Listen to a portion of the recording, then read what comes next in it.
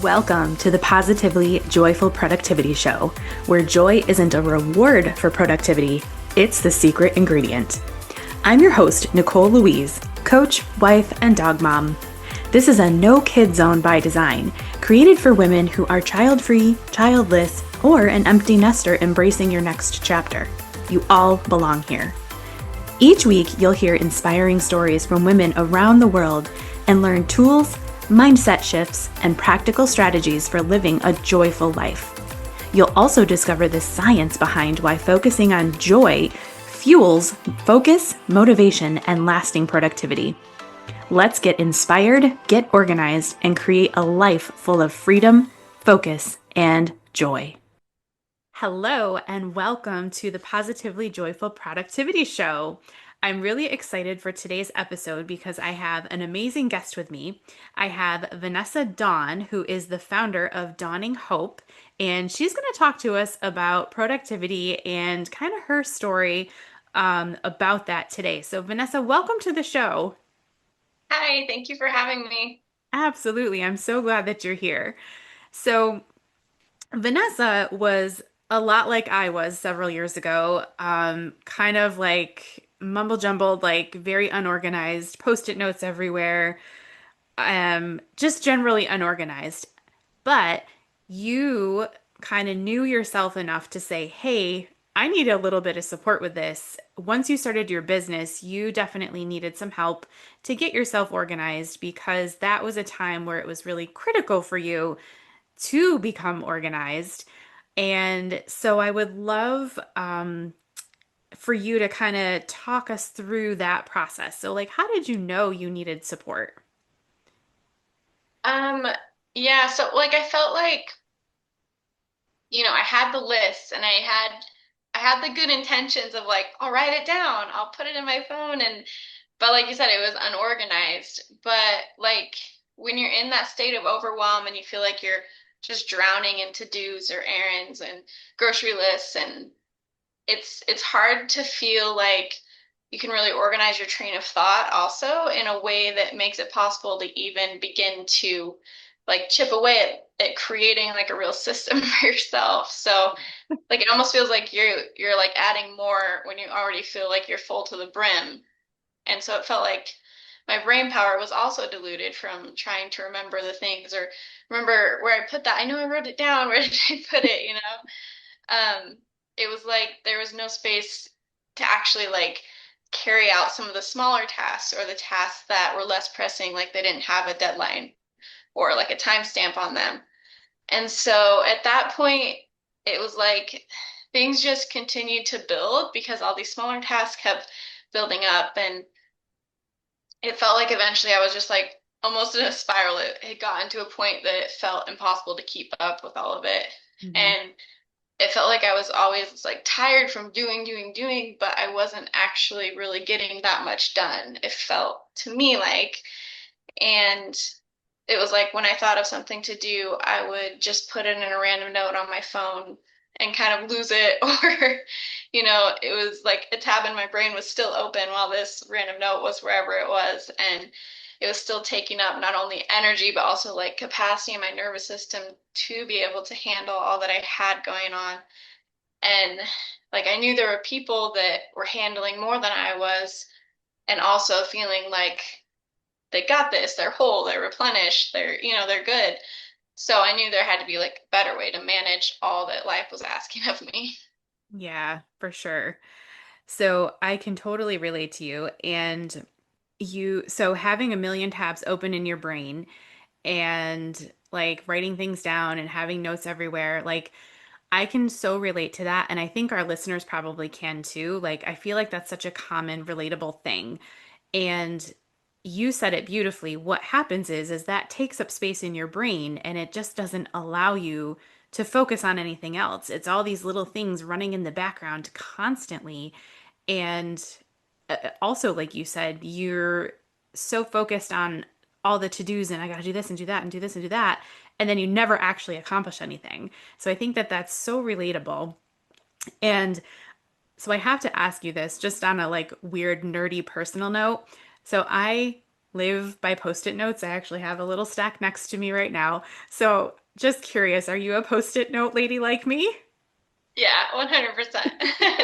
Yeah, it's been like a running joke in my family with we and my dad actually like post-its for everything. But like they even still joke about my lists and my organization and needing to schedule something or like make space for it before just agreeing. And like I don't do post-its for like the random unorganized here and there things anymore, but I really like them for like the little reminders, like post it right there and it's this colorful little fun reminder.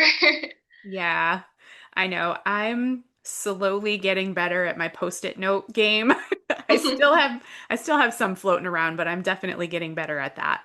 Um, okay, so I just had to ask that on a personal matter. But so back to your story.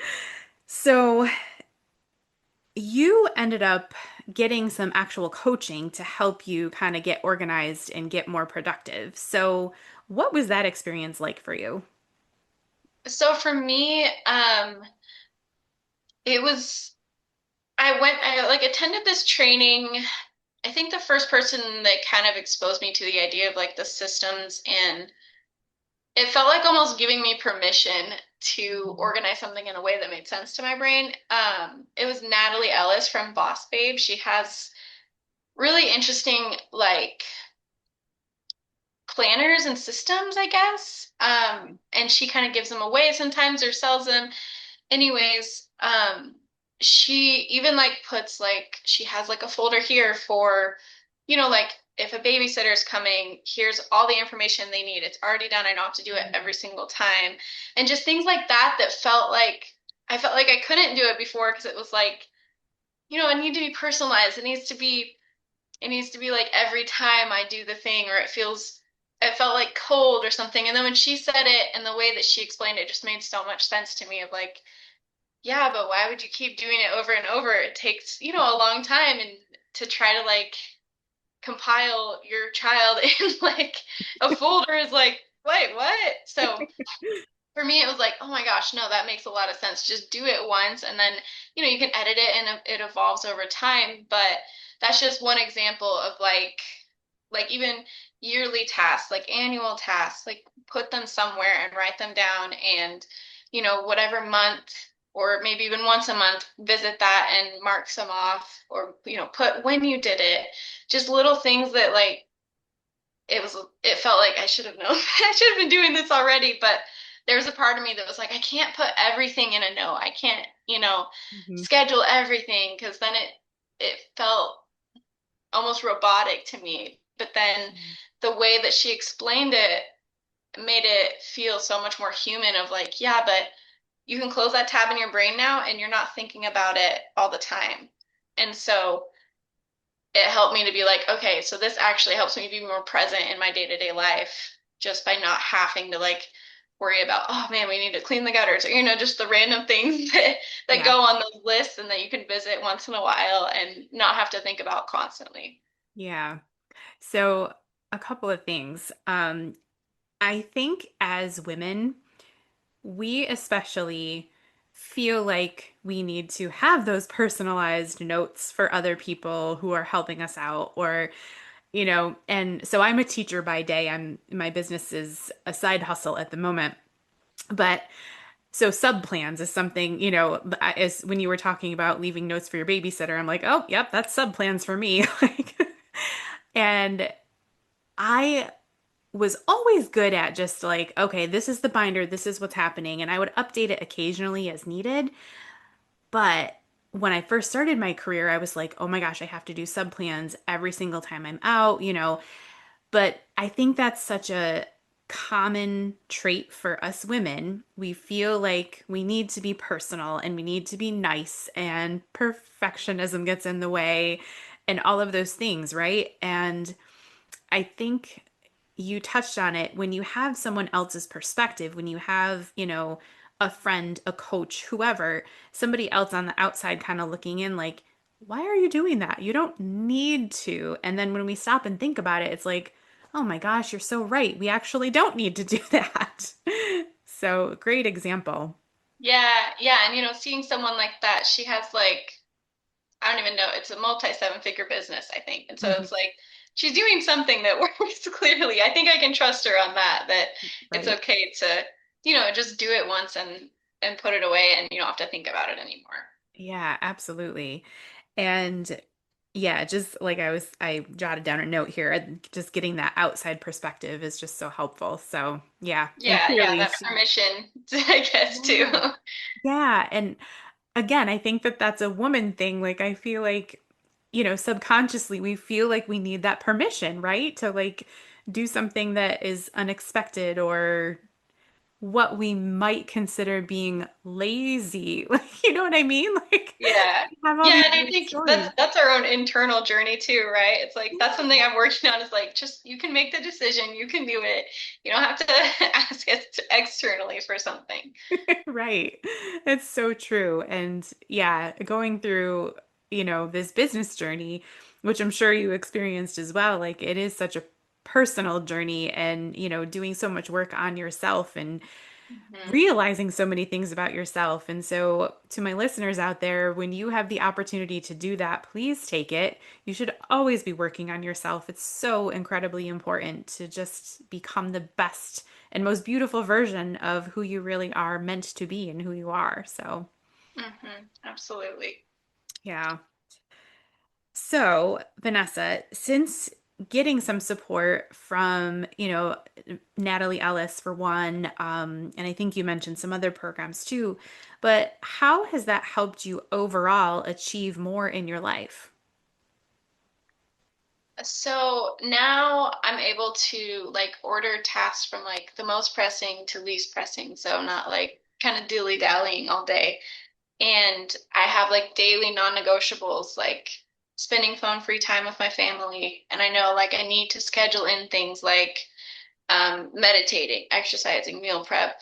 Hmm. You can say, I'm going to do that, I'm going to do that. But if you don't actually make the time for it, it might not get done as efficiently. And so, in order to fill my cup and take care of myself, I need to make time for the things that matter to me and that are most important to me so that I can keep pouring into others, which allows for a more whole version of me to pour into my work. And Hmm. then that way I'm not like pouring from this frazzled and empty cup. Yes. As I mentioned, like making space and time for my nervous system health, it expands my capacity to hold more, and then alongside with like systems and structure it helps me grow in ways that align with my dreams and my goals. Ah, that's beautifully said. And I love that you are focusing on yourself and you have the awareness that you cannot pour from an empty cup. And again, I think as women, that's something that collectively we need to work on. I know, so I'm not a mom. I have my dog is my kid. Yeah. And, but, many women in my life, my sisters, close friends, all have kids. And I sit back and I watch and I'm like, oh goodness, I constantly remind them, like, you need to focus on yourself. Like, yes, your kids are important. So are you. And in order to be the best mom for your kids, like you really do have to focus on yourself. And so I'm really glad that you shared that perspective with us because again, I think collectively as women, we need to get better at that. Yeah, absolutely. I think it's an ever present journey in our lives. It is. Well, and I think that we're fed all of these like beliefs and notions and things that, we're supposed to just push through and be the superwoman and do this and do that. And, that's not true or healthy for us. So, Yeah. Yes, I've spent my fair share of time giving myself away. So self-care has become very important in my world too. yeah. Ugh, I'm glad to hear that for your sake and your family's. It's important. Hmm. So, all right. So, I want to switch gears just a little bit. You and I were chatting before this episode, and we were talking about meal prepping a little bit. And I'm a meal prep queen. My husband and I spend every Sunday like a few hours meal prepping. We actually do all of our food on Sunday, breakfast, lunch, and usually dinner, not always. But so we're a little like like crazy about it, I guess. Like we do everything all in one shot. But I don't have to cook through the week, which frees me up to do other things, which I love. So I'm curious about your meal prep routine. So what does that look like? Yeah, I can totally nerd out about this all day too. Okay, awesome. Um, so for me, I have like a 1 month dry erase calendar on my fridge. Mhm. And at the beginning of each month, I plan like the entire month's worth of meals aside from the weekends. And so then, like, we have like a pretty solid rotation that our whole family enjoys. And then we sprinkle in some new recipes here and there that, we could potentially add to the rotation. And then each weekend, usually on Saturdays, we'll go like grocery shopping Mhm. and I make a list for the week, just for the week before we leave. And so, like, sometimes I'll bulk order staples or snacks or veggies from like Misfits Market, or we might do like a farmer's market haul just Mhm. to get like fresh and local foods. Yeah. Um, and then like getting groceries just 1 week at a time, it's it helps to like use up any of the excess, and then not prepping for the weekends allows us to either like have a day out or to like eat leftovers or to kind of throw something together with any excess ingredients, and it just gives like a little bit of flexibility because I feel like if things are too rigid I'll sometimes stray from it, so I'm like this gives a little bit of flexibility to just chill a little bit. Yep. But then on Sundays, we also do spend a lot of time prepping and cooking in the kitchen for the week ahead. And then everything is, prepped in the fridge and ready to go on Monday morning. Oh, nice. Okay, so I love your meal prep routine, and I do the same thing. I actually we shop every week. I just went this morning actually. And yeah, same thing. I think breaking it down week by week is, it feels more manageable. Like, okay, it's just a week. I can handle this, rather than trying to buy everything for the month. And, that just gets a little crazy. But I love that you plan your entire month though, but you leave room for that flexibility, which is cool. Yeah. Yeah, it's worked really well for us with like, you can just revert back to, okay, the calendar says this, get out the ingredients, throw it together. You don't have to think about it too much. Right. All right. So, Vanessa, if my listeners would like to connect with you, actually, wait a minute. Let's back up a moment. So, your business, let's talk about that a little bit. So, your business, Dawning Hope. So, you help women or help people, right? With, you do guided meditations, right? Would you talk a little bit about that? Yeah, so my business I practice energy work, so I offer one-to-one energy shifting sessions. Currently, I'm also creating a guide that includes like focus on nervous system healing through like self-reflection and emotional processing. And then I also have a free guided meditation on my website, and there will be many meditations as part of the guide as well, or it's kind of more of a course, I guess you could say. Hmm. Um, but the nervous system work really ties into this topic of like organizing and making sure you're nourished and that you have like the brain capacity and that you can care for yourself and you make time for yourself, all of those things. So it really all ties in together. But that's kind of the foundation of my work right now is the energy shifting sessions and creating this course to help people really become, it's actually called embody presence, so it's to help people become more present in their lives. Ah, I really love that. Thank you for sharing.